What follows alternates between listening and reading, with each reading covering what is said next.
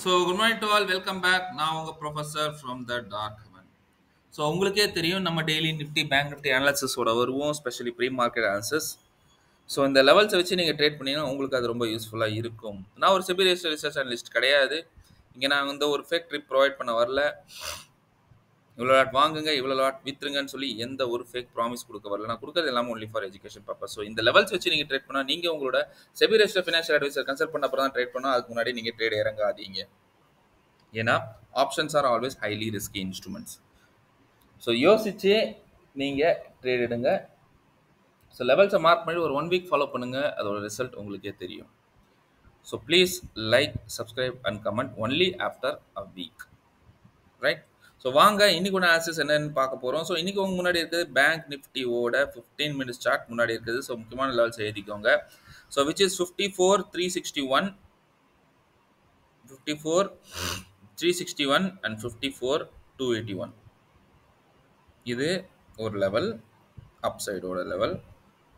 And down side 53,856 அண்ட் 53,805.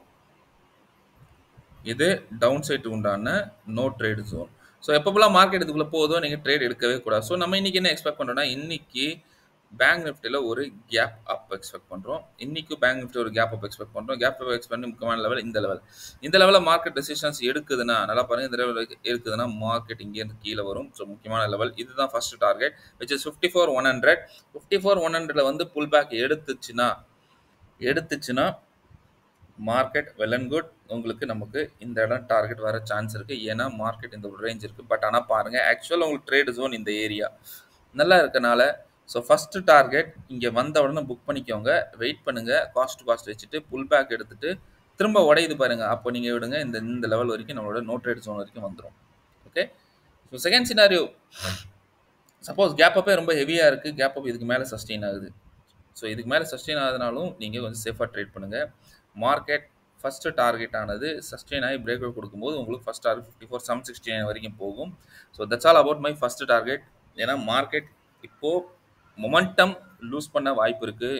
இன்னும் ஒரு 2-3 டேஸ் நான் ஆல்ரெடி சொல்லியிருக்கேன் டேட்டு 24, 25, 26. ரொம்ப கவனமாக இருங்க. இந்த டேட்டில் ஒரு பெரிய ஃபால் இருக்குது. இட் இஸ் லைக் ஒரு கரெக்ஷனுக்கு உண்டான ஃபால். ஓகே, ஸோ கவனமாக இருங்க, ரைட்?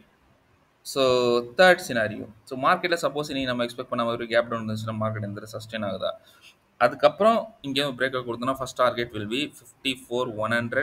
கொஞ்சம் புல் பேக் எடுத்துகிட்டு அதை பிரேக் பண்ணிச்சுன்னா 54,202 அண்ட் நம்ம பாக்ஸ் ஒன் வந்துடும். ஓகே, சப்போஸ் கேப் டவுனே பெருசாக இருக்குது, கேப் டவுன் இது கீழே இங்கே எடுக்குது, இது கீழே வந்து உடனே நீங்கள் போயிடாதீங்க. நீங்கள் போகணுன்னா 53,731 கீழே உடச்சா மட்டும்தான் நீங்கள் புட் சைட் போக வேண்டும். 53,731 கீழே உடச்சா புட் சைட் போனீங்கன்னா you will get first target உங்களுக்கு 53,028, second 52,869, third 52,623 வரைக்கும் டவுன் சைடில் உங்களுக்கு டார்கெட் இருக்குது. சப்போஸ் மார்க்கெட்டிங் ஃப்ளாட்டாக இருந்ததுன்னு அவசரப்படாதீங்க. 10 to 10:30 அப்புறம் தான் உங்களுக்கு ஏதாவது ஒரு பக்கத்தில் மூவ் கொடுக்கும். ஸோ அதுக்கேற்ற மாதிரி நீங்கள் ட்ரேட் பண்ணுங்கள். So that's all about my bank Nifty analysis. வாங்க நிஃப்டியோட அனாலிசிஸ் என்னென்னு பார்ப்போம். நிஃப்டியோட அதே மாதிரி தான். ஸோ நிஃப்டியோட பாக்ஸ் ஜோன் எழுதிக்கோங்க. I mean no trade zone. No trade zone வந்து 26,003, 25,975. அதே மாதிரி டவுன் சைட் ஜோன் எழுதிக்கோங்க.